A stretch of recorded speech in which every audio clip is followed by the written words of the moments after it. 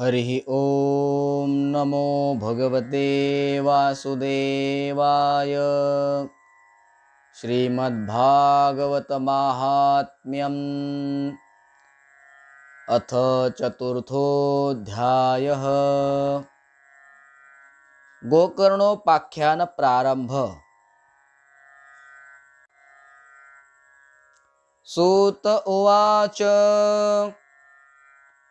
अथ वैष्णवचित्तेषु दृष्ट्वा भक्तिमलौकिकीं निजलोकं परित्यज्य भगवान् भक्तवत्सलः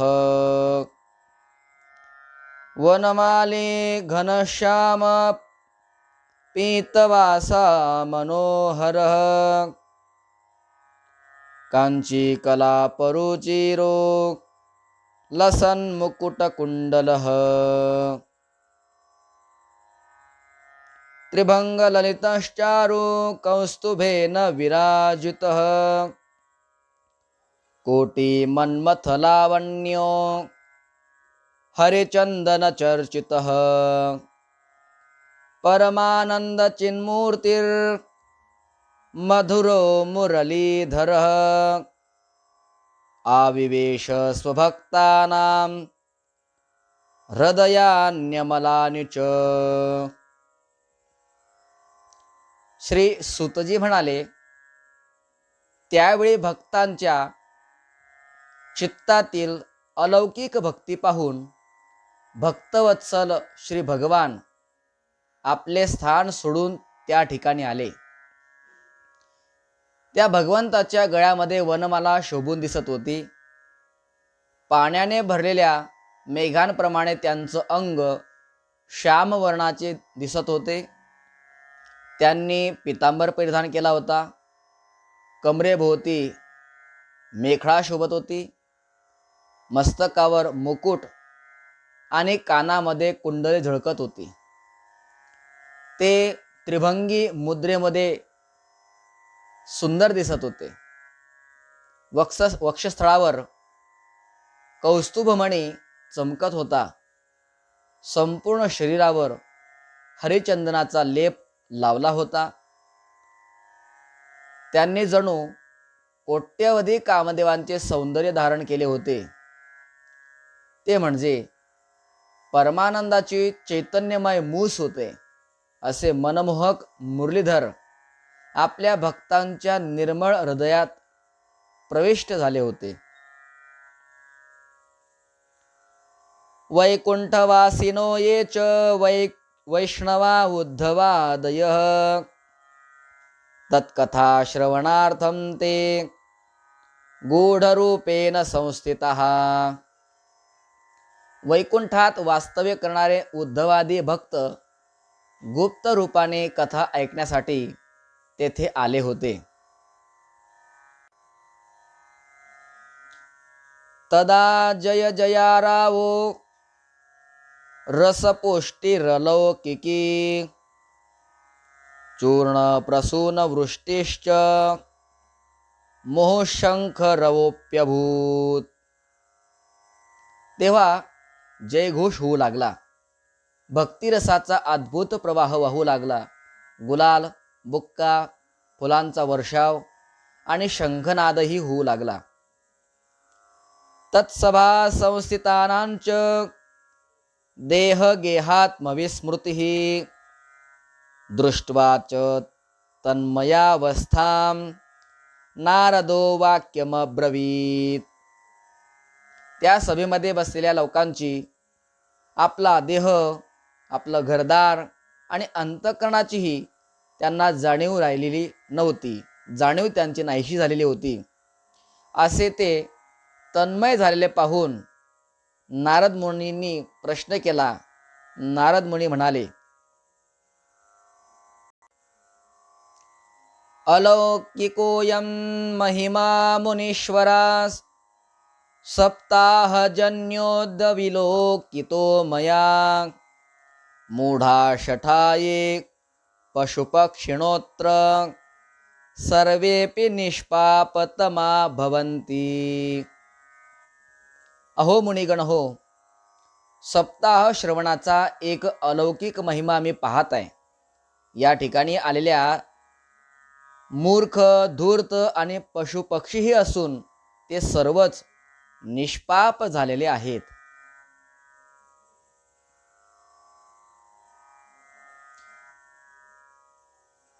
अतो नृलोके ननु नास्ति किंचित चित्तस्य शोधाय कलौ पवित्रम् अघौघ विध्वंसकरं तथैव कथा समानं भुवि नास्ति चान्यत्.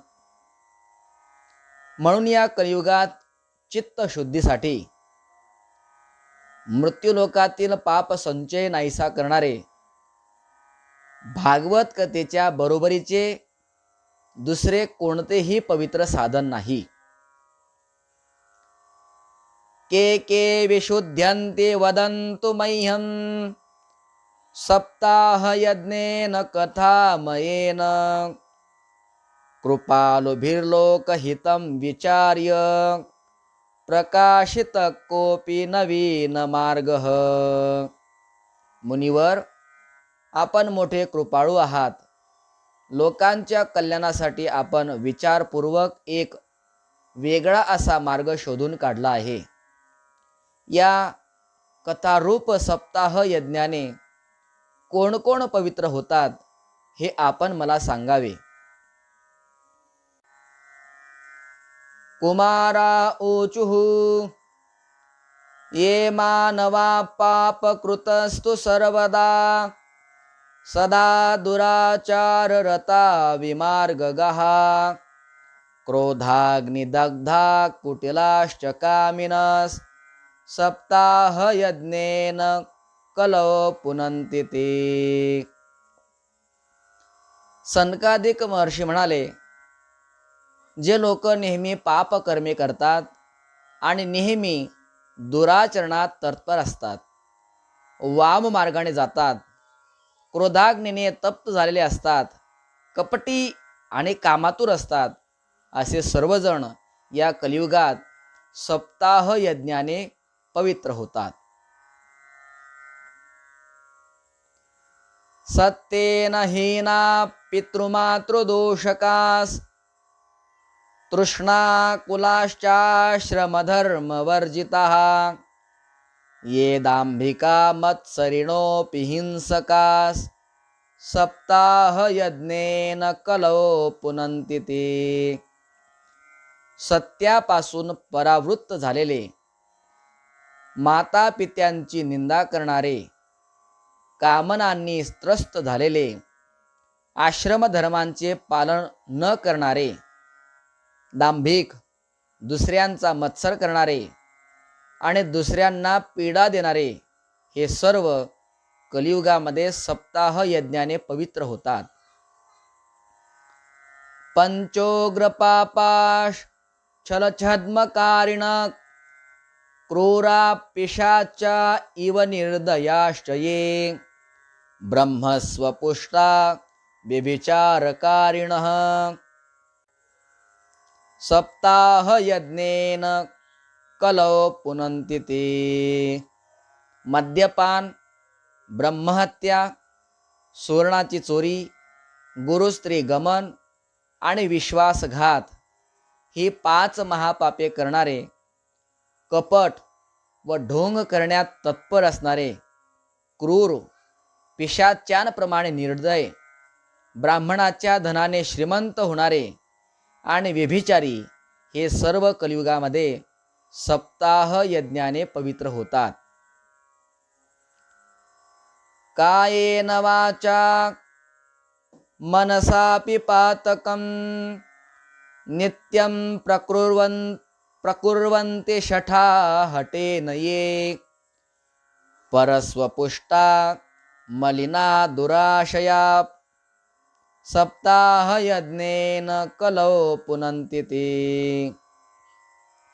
जे धूर्त, हट्टाने नेहमी मन, वाणी आणि शरीराने पाप कर्म करीत असतात, दुसऱ्याच्या धनाने पुष्ट होतात, तसेच मलिन मन आणि दुष्ट वासनाने युक्त आहेत ते सुद्धा कलियुगात सप्ताह यज्ञाने पवित्र होतात.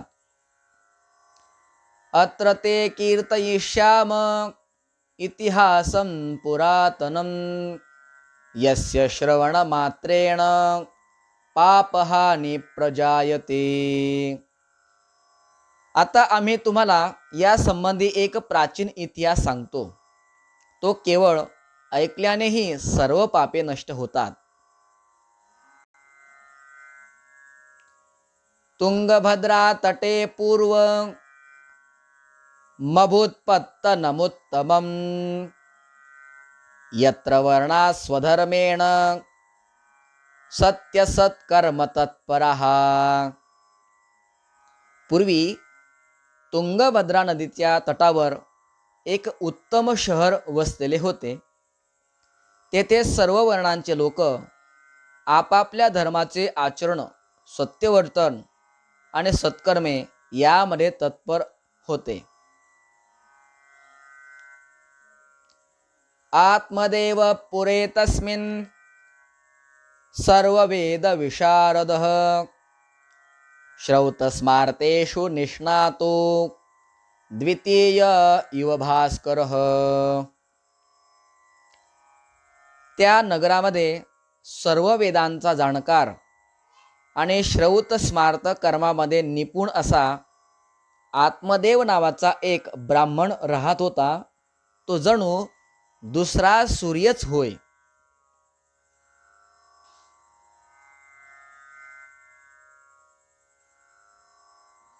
भिक्षुको वित्तवान लोके तत्प्रिया धुंधुली स्मृता स्ववाक्य स्थापिका नित्यं सुंदरी सुकुलोद्भवा. तो धनवान असून पौरोहित्य करीत असे. त्याची पत्नी धुंदुली कुलीन घराण्यातील आणि सुंदर असून नेहमी आपलेच म्हणणे खरे करणारी होती. एवढंच नाही, अजून कशी होती ती?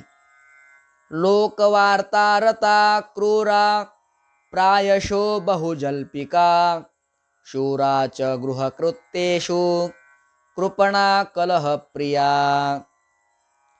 लोकांची निंदा करण्यात तिला आनंद मिळत असे. ती स्वभावाने क्रूर होती. नेहमी काही बाही बडबड करीत असे. गृहकृत्यामध्ये निपुण, कंजूष तसेच भांडखोर सुद्धा होती. एवं निवसतो प्रेमणा दाम्पत्यो रममाणयोः अर्था कामास्तयोरासन न सुखाय गृहादिकम. या प्रकारे ते ब्राह्मण जोडपे प्रेमाने आपल्या संसारामध्ये रमले होते. त्यांच्याजवळ धन आणि भोग विलासाची सामग्री भरपूर होती, परंतु वैभवात त्यांना सुख नव्हते. पश्चात धर्मास समारब्धास ताभ्याम संतान हेतवे गोभू हिरण्य वासांसी दीनेभ्यो यच्छत सदा. अखेर त्यांनी संतान प्राप्तीसाठी गरिबांना गायी, जमीन जुमला, धन, सुवर्ण, वस्त्रे इत्यादी दान करण्यास आरंभ केला.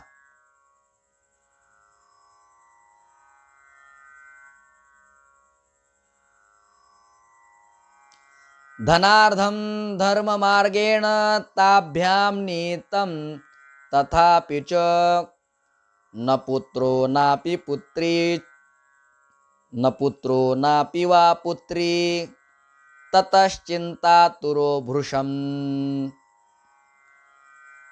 अशा रीतीने दान धर्मात त्याने आपली अर्धी संपत्ती खर्च केली, तरी सुद्धा त्यांना पुत्र किंवा कन्या झाली नाही. त्यामुळे तो ब्राह्मण अतिशय चिंतातूर झाला. एकदा स द्विजो दुःखाद गृहं त्यक्त्वा वनं गतः मध्याह्ने तृषितो जातस तडागं समुपेयिवान्. तो दुःखी ब्राह्मण एक दिवस घरातून बाहेर पडला आणि वनात निघून गेला. मध्यान्ह काळी त्याला तहान लागल्याने तो एका तळ्याच्या काठी आला. पीत्वा जलम निषण्णस्तु प्रजा दुःखेन कार्षितः मुहूर्तादपि तत्रैव संन्यासी कश्चिदागतः.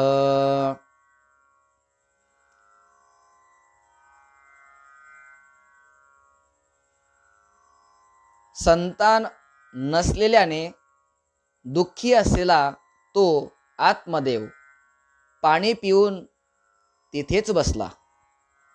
थोड्याच वेळात तिथे एक संन्यासी आला.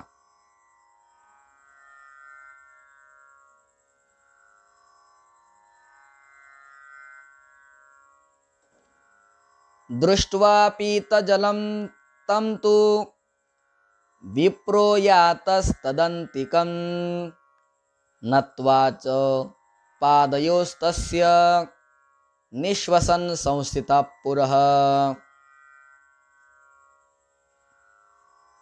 संन्यासी पाणी प्याल्याचे पाहून तो ब्राह्मण त्यांच्याजवळ जाऊन त्यांच्या चरणांना नमस्कार करून दीर्घ सुस्कारे टाकीत उभा राहिला. आणि दीर्घ सुस्कारे टाकीत उभा राहिल्यानंतर त्या संन्यासाने आत्मदेव ब्राह्मणाला विचारणा केली. यतिरुवाच कथम रोदिषि विप्रत्वं का ते चिंता बलीयसे वदत्वं सत्वरं मह्यं स्वस्य दुःखस्य कारणं. संन्याशाने विचारलं, हे ब्राह्मणा, तू का रडतोस? कशामुळे तू अतिशय चिंताग्रस्त आहेस? तू ताबडतोब तुझ्या दुःखाचं कारण मला सांग. ब्राह्मण उवाच किं ब्रवीमि ऋषे दुःखं पूर्वपापेन संचितं मदीया पूर्वजास्तोऽयं कवोष्णमुपभुञ्जते. ब्राह्मण म्हणाला, यती महाराज, मी माझ्या पूर्वजन्मीच्या साठलेल्या पापांमुळे प्राप्त झालेल्या दुःखाचे कसं वर्णन करू? माझे पितर मी जे तर्पणासाठी पाणी देतो ते स्वतःच्या चिंतायुक्त सुस्कारांनी गरम होते आणि तेच ते पितात. मद्दत्तं नैव गृह्णन्ति प्रीत्या देवा द्विजातयः प्रजा दुःखेन शून्योऽहं प्राणांस्त्यक्त्वमिहागतः. देवता आणि ब्राह्मण मी दिलेल्या दानाचा प्रसन्न चित्ताने स्वीकार करीत नाहीत. संतान नसल्यामुळे मी इतका दुःखी झालो आहे की मला सर्व सुने सुने वाटत आहे. मी प्राणत्याग करण्यासाठी या ठिकाणी आलेलो आहे.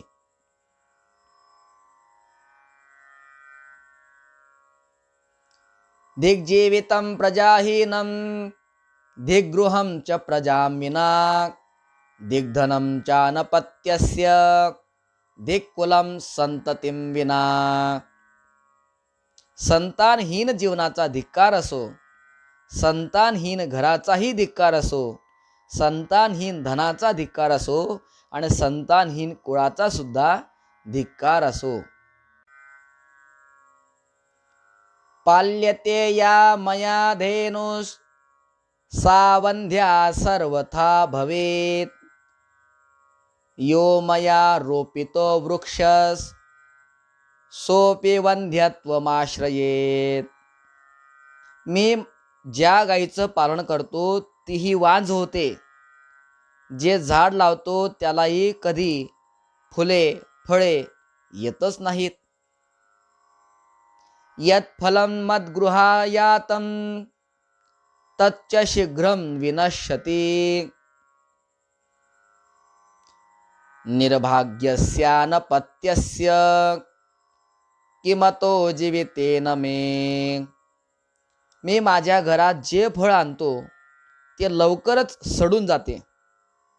मी असा अभाग्य आणि संतानहीन असल्याने माझ्या या जीवनात काय अर्थ आहे? इत्युक्त्वा स रुरोदोच्चैः तत्पार्श्वं दुःखपीडितः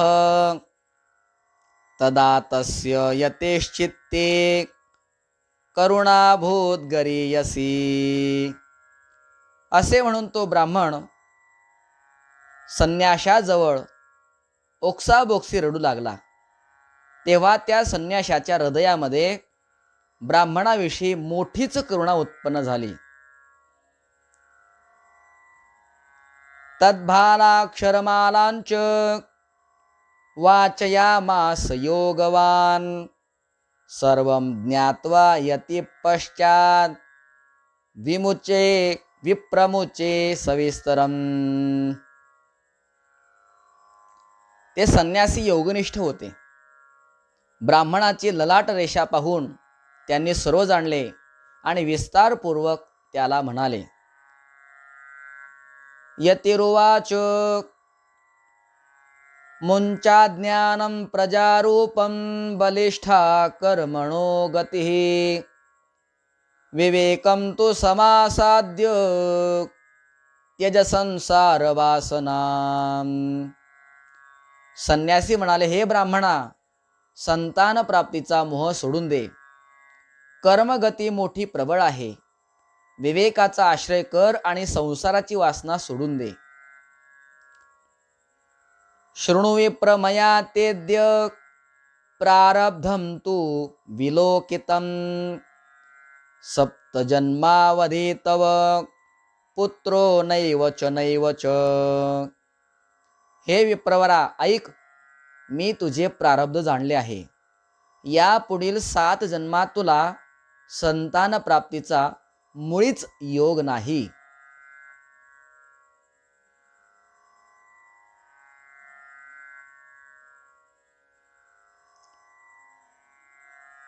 संतते सगरो दुःख मवापांग पुरा तथा रे मुंचाद्य कुटुंबाशाम संन्यासे सर्वथा सुखम. पूर्वी सगर राजा आणि अंग राजा यांना मुलांमुळे दुःख भोगावे लागले आहे. म्हणून हे ब्राह्मणा, तू आता संसाराची आशा सोड. संन्यासामध्येच सर्व प्रकारचं सुख आहे. ब्राह्मण उवाच विवेकेन भवेत् किं मे पुत्रं देहि बलादपि नो चेत् त्यजाम्यहं प्राणांस् त्वदग्रे शोकमूर्छितः. ब्राह्मण म्हणाला, संन्यासी महाराज, विवेकाने माझे काय समाधान होणार आहे हो? आपल्या सामर्थ्याने का होईना आपण मला पुत्र द्या, नाहीतर शोकाकुल असताना मी आपल्या समोरच प्राणत्याग करतो. पुत्रादे सुखहीनोऽयं संन्यास शुष्क एव हि गृहस्थ सरसो लोके पुत्र पौत्र समन्वितः. ज्यामध्ये पुत्र पत्नी इत्यादी सुख नाहीये, असा संन्यास सर्वथैव निरस आहे. लोकाचारात पुत्र पौत्राने भरलेला गृहस्थाश्रमच श्रेष्ठ आहे, असं ब्राह्मण आत्मदेव संन्यासाला सांगतायत. इति विप्राग्रहं दृष्ट्वा प्राब्रवीत् स तपोधनः चित्रकेतुर्गतः कष्टं विधिलेख विमार्जनात्. ब्राह्मणाचा असा हट्ट पाहून तो तपोनिष्ठ संन्यासी म्हणाला, विधात्याचा लेख पुसून टाकण्याच्या हट्टानेच राजा चित्रकेतूला मोठे कष्ट भोगावे लागले होते. न यास्यसि सुखं पुत्रा यथा दैव हतोद्यमः अतो हटेन युक्तोऽसि ह्यर्थिनं किं वदाम्यहम्. एखाद्याचे प्रयत्न दैव जसे उलथून पाडते त्याप्रमाणे तुला सुद्धा पुत्रापासून सुख मिळणार नाही. तू मोठ्या हट्टाने माझ्यासमोर याचकाप्रमाणे उभा आहेस. या परिस्थितीत मी तुला काय सांगू. तस्याग्रहं समालोक्य फलमेकं सदत्तवान् इदं भक्षय पत्न्या त्वं ततः पुत्रो भविष्यति. ब्राह्मणाचा हट्ट पाहून त्याला एक फळ देऊन संन्यासी म्हणाले, हे फळ तू आपल्या पत्नीला खावयास दे, त्यायोगे तिला एक पुत्र होईल. सत्यम शौचम दयादान मेक भक्तम तो भोजनम वर्षावधी स्त्रिया कार्यम तेन पुत्रोति निर्मलः. तुझ्या पत्नीने एक वर्षभर सत्य, पावित्र्य, दया, दान यांचं पालन करून दिवसातून एक वेळ एक प्रकारचं अन्न खावयाचा नियम पाळला पाहिजे. त्यायोगे काय होणार तर त्यायोगे पुत्र सुस्वभावी निपजेल. एव मुक्त्वा ययो योगी विप्रस्तु गृहमागतः पत्न्या पाणौ फलं दत्वा स्वयं यातस्तु कुत्रचित. असे म्हणून ते योगीराज निघून गेले आणि ब्राह्मण सुद्धा आपल्या घरी आला. त्याने ते फळ आपल्या पत्नीस दिले आणि तो दुसरीकडे निघून गेला. तरुणी कुटिला तस्य सख्यग्रे च रुरोदः अहो चिंता ममोत्पन्ना फलं चाहम न भक्षये. त्याची पत्नी कपटी स्वभावाची होती. रडत रडत ती आपल्या सखीस म्हणाली, हे सखे, मला तर मोठी काळजी लागून राहिली आहे. मी हे फळ खाणार नाही. का खाणार नाही सखीने विचारलं. अगं म्हटले, मी जर फळ खाल्लं तर काय होणार. फलभक्षेण गर्भस्यात् गर्भेणोदर वृद्धिता स्वल्पभक्षं ततो शक्तिर् गृहकार्यं कथं भवेत्. फळ खाल्ल्याने गर्भ राहील, गर्भ राहिल्याने पोट मोठे होईल, पोट मोठे झाले तर मला काही खाता पिता येणार नाही आणि न खाता पिता आल्यामुळे मी अशक्त होईन आणि अशा अशक्त स्थितीमध्ये मला घरचं कामकाज कसं काय करता येईल. दैवात घाटी व्रजेत ग्रामे पलायेत गर्भिणी कथम शुकवन निवसेत गर्भस तम कुक्षे कथमुत्सृजेत. आणि दैववशात जर गावात चोरांची धाड पडली तर मी गरोदर कशी काय पळू शकेन. तसेच जर शुकदेवाप्रमाणे गर्भ पोटातच अधिक काळ राहिला तर त्याला बाहेर कसे काढता येईल. तिर्यक चेदा गतो गर्भस्तदा मे मरणं भवेत प्रसूतौ दारुणं दुःखं सुकुमारी कथं सहे. आणि प्रसूतीच्या वेळेस गर्भ जर आडवा आला तर कदाचित मला प्राणही गमवावे लागतील. याशिवाय प्रसूतीच्या वेदनाही भयंकर असतात आणि मी अशी नाजूक आहे, त्यामुळे हे कष्ट मी कसे काय सहन करू शकेन. मंदाया मयि सर्वस्वं ननांदा संहरेत तदा सत्यशौचादि नियमो दुराराध्य सदृश्यते. मी जर अशक्त झाले तर माझी ननंद येऊन घरातील सर्व सामान घेऊन जाईल. याशिवाय सत्य, पावित्र्य इत्यादी जे नियम आहेत या नियमांचं पालन करणं मला अतिशय अवघड वाटत आहे. लालने पालने दुःखं प्रसूतायाश्च वर्तते वंध्या वा विधवा नारी सुखीने चेती मे मतिः. जी स्त्री मुलाला जन्म देते तिला त्याचे लालन पालन करण्याचे अतिशय कष्ट पडत असतात. मला तर वाटते की जिला पुत्र झाले नाहीत अशी विधवा स्त्री आणि जी वांझ आहे अशी स्त्रीच या जगामध्ये सुखी आहे. एवं कुतर्क योगेन तत्फलम नैव भक्षितं पत्या पृष्ठं फलं भुक्तं भुक्तं चेति तयेरितं. मनामध्ये असे अनेक कुतर्क आल्यामुळे तिने ते फळ खाल्ले नाही. परंतु पतीने जेव्हा विचारले फळ खाल्ले का, तेव्हा तिने उत्तर दिले हो खाल्ले. एकदा भगिनी तस्यास तद्गृहं स्वेच्छया गता तदग्रे कथितं सर्वं चिंतेयं महती हिमे. एके दिवशी तिची बहीण सहज तिच्याकडे आली असता तिने बहिणीला सर्व वृत्तांत सांगून म्हटलं की माझ्या मनात याविषयी मोठी काळजी वाटत आहे. दुर्बलातेन दुःखेन यनुजे करवाणि किं सा ब्रवीन् मम गर्भोस्ति तं दास्यामि प्रसूतितः. या चिंतेने मी दिवसेंदिवस अशक्त होत चालले आहे. हे भगिनी मी काय करू. तर त्या धुंदुलीची बहीण म्हणाली मी गर्भवती आहे. प्रसूत झाल्यानंतर ते मूल मी तुला देईन. तावत् कालं सगर्भेव गुप्ता तिष्ठ गृहे सुखं वित्तं त्वं मत्पतेर्यच्छ वित्तं त्वं मत्पतेर्यच्छ सा ते दास्यति बालकं. तोपर्यंत तू गर्भवतीचे सोंग करून गुप्तपणे घरात सुखाने राहा. तू माझ्या पतीला काही धन दिलेस तर तो तुला माझे मूल देईल.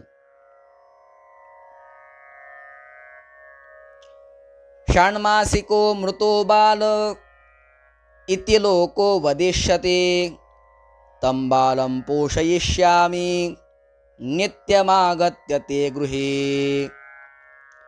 आपण अशी एक युक्ती करू की सर्व लोक म्हणतील की हिचे बालक 6 महिन्यांचे होऊन मरून गेले. मी दररोज तुझ्या घरी येऊन त्या बालकाचं लालन पालन करीन.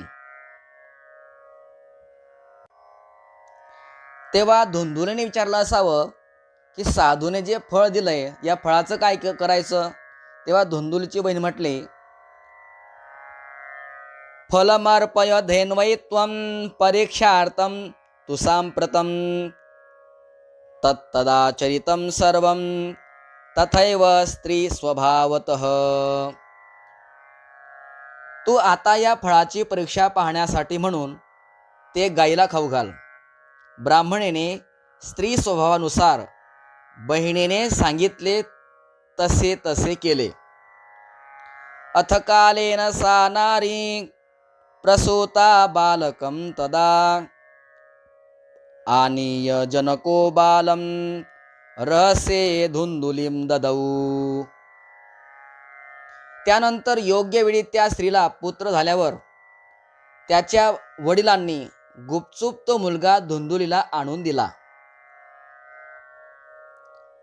तयाच कथितं भर्त्रे प्रसूतः सुखमर्भकः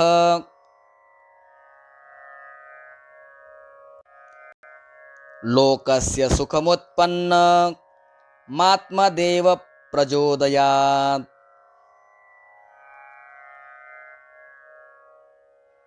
आणि तिने पतीला सांगितले की मला सुखरूपपणे पुत्र झाला.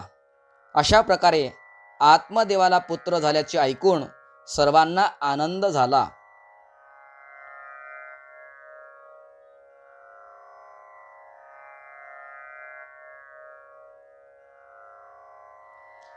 ददौ दानं द्विजातिभ्यो जातकर्म विधाय च गीतवादित्र घोषोभूत तद्वारे मंगलम बहु. ब्राह्मणाने त्या मुलाचा जातकर्म संस्कार करून ब्राह्मणांना दाने दिली आणि त्यांच्या घरासमोर मंगलवाद्ये वाजू लागली. तसेच मंगलकृत्ये होऊ लागली. भर्तुरग्रे ब्रवीद्वाक्यं स्तन्यं नास्ति कुचे मम अन्यस्तन्येन निर्दुग्धा कथं पुष्णामि बालकम्.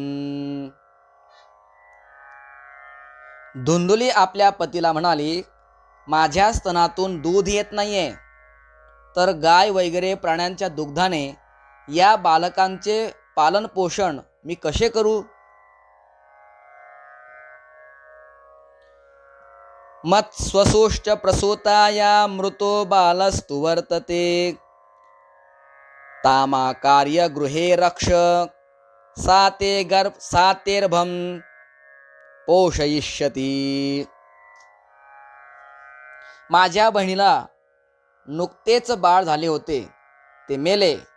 तिला बोलावून आपल्या घरी ठेवून घ्या, म्हणजे ती तुमच्या बाळाचे चांगल्या प्रकारे पालन पोषण करीन.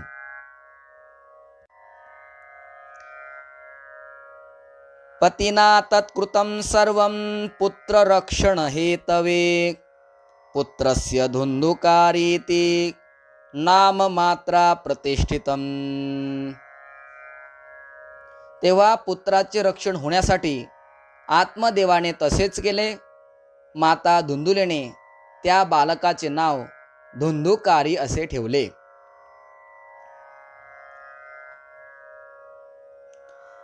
त्रिमासे निर्गते चाथ साधेनु शुश्रुवेर्भकं सर्वांग सुंदरम दिव्यम निर्मलम कनकप्रभम. त्यानंतर 3 महिने झाल्यावर त्या गायीलाही मनुष्याकृती मुलगा झाला. कसा होता तो? सर्वांग सुंदर, दिव्य, निर्मळ, तसे त्याची कांती ही सोन्यासारखी होती.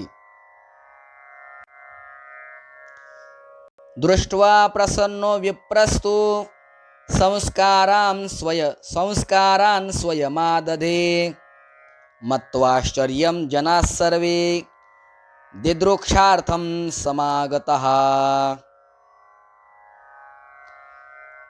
त्याला पाहून ब्राह्मणाला मोठा आनंद झाला आणि त्याने स्वतः त्याचे सर्व संस्कार केले. हे वृत्त ऐकून इतर लोकांना मोठे आश्चर्य वाटले आणि ते त्या बालकाला पाहण्यासाठी येऊ लागले. भाग्योदयोधुना जात आत्मदेवस्य पश्यत धेन्वा बालप्रसूतस्तु देवरूपीति कौतुकम. आणि ते लोक म्हणू लागले, पहा पहा, आत्मदेवाचे भाग्य कसे उदयाला आले.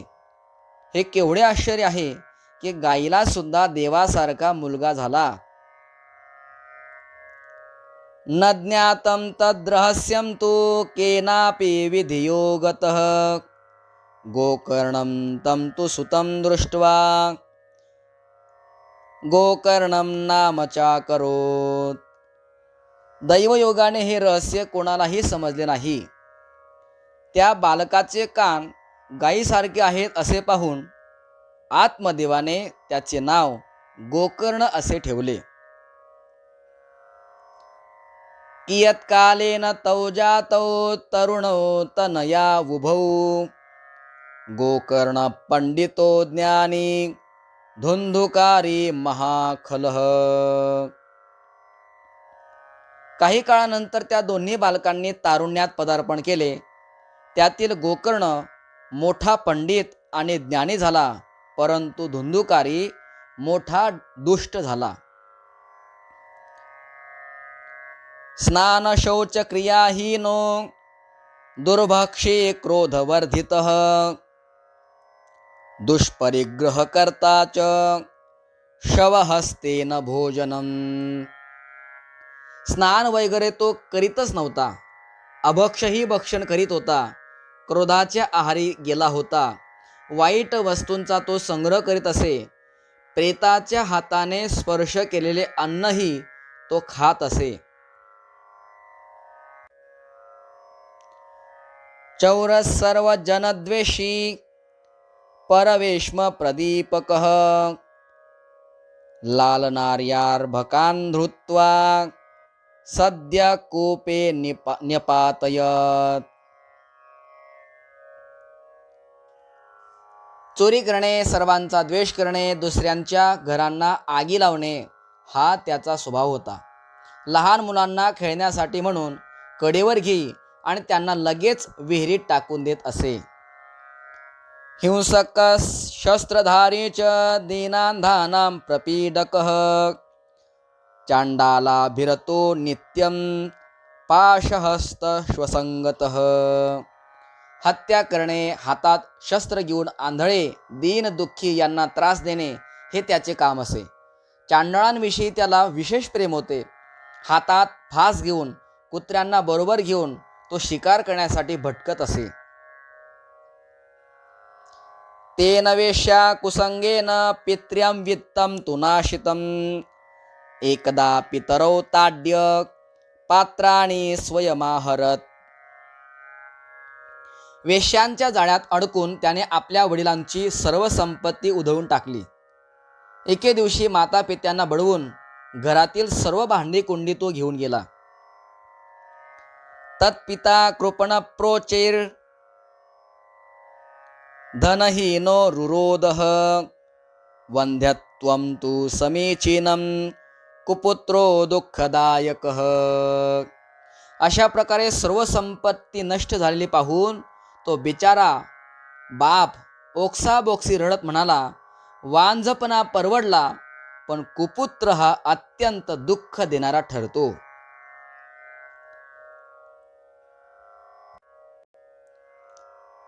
क्व तिष्ठामि क्व गच्छामि को मे दुःखं व्यपोहयेत् प्राणांस्त्यजामि दुःखेन हा कष्टं मम संस्थितम्. आता मी कोठे राहू, कोठे जाऊ, माझे हे दुःख कोण नाहीसे करेल. माझ्यावर तर मोठे संकट आले आहे. या दुःखामुळेच मी आता जीव देतो.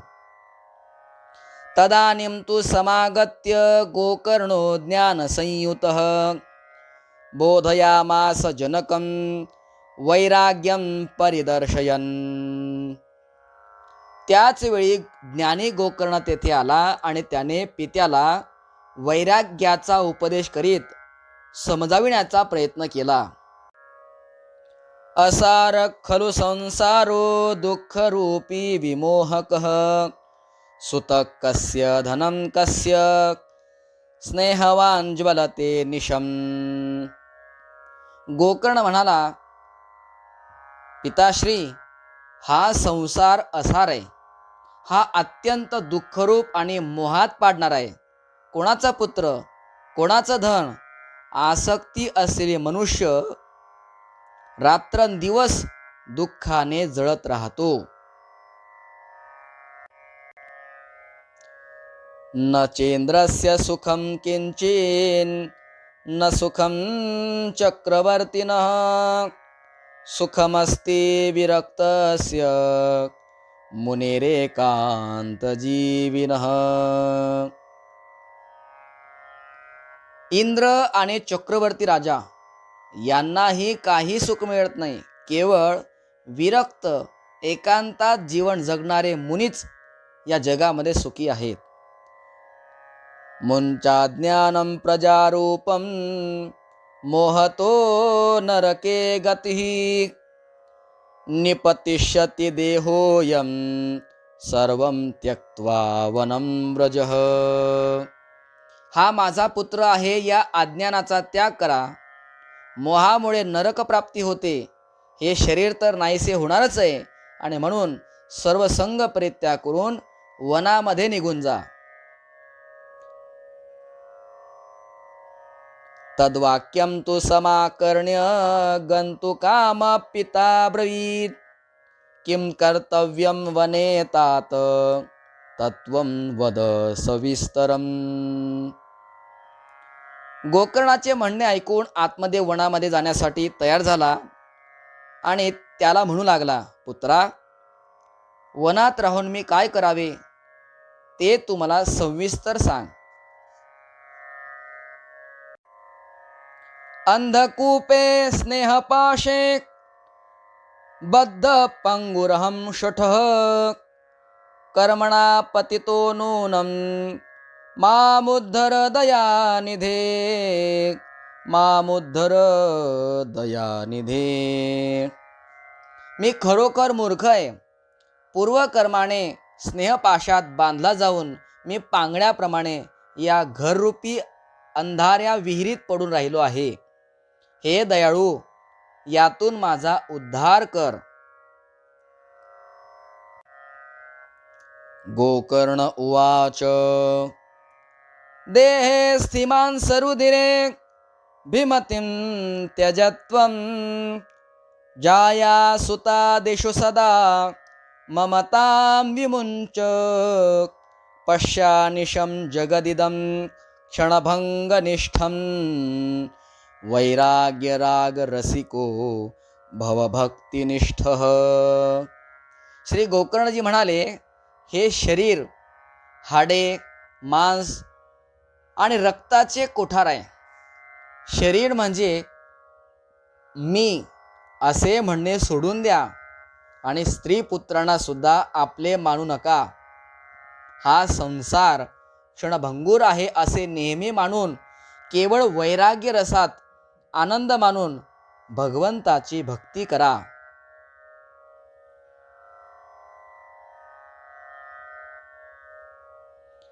धर्मं भजस्व सततं त्यज लोकधर्मान् सेवस्व साधु पुरुषान् जहि कामतृष्णान् अन्यस्य दोषगुणचिन्तनमाशु मुक्त्वा सेवा कथा रसमहो नितरां पिबत्वं. नेहमी धर्माचा आश्रय करून राहा. सर्व प्रकारची लौकिक व्यवहाराचा त्याग करा. साधू संतांची सेवा करा. भोग लालसेला जवळही येऊ देऊ नका. दुसऱ्यांच्या गुणदोषाचा विचार करणे तात्काळ सोडून द्या आणि भगवत सेवा व भगवंताच्या कथांचा नित्य आनंद लुटा. एवं सुतोक्तिवशतोऽपि गृहं विहाय यातो वनं स्थिरमतिर्गतषष्टिवर्षः युक्तो हरेरनुदिनं परिचर्ययासौ श्रीकृष्णमापनियतं दशमस्य पाठात. या प्रकारे पुत्राच्या उपदेशाने आत्मदेवाने घर सोडले आणि तो वनात निघून गेला. त्याने 60 वर्षाचे वय झाले होते. त्याचे 60 वर्षाचे वय झाले होते तरी बुद्धी स्थिर होती.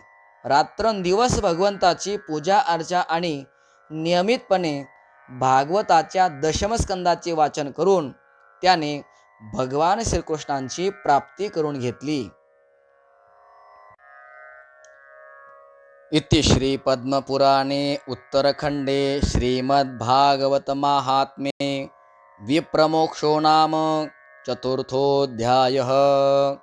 श्रीकृष्णार्पणमस्तु. श्रीगुरुचरणारविन्दार्पणमस्तु.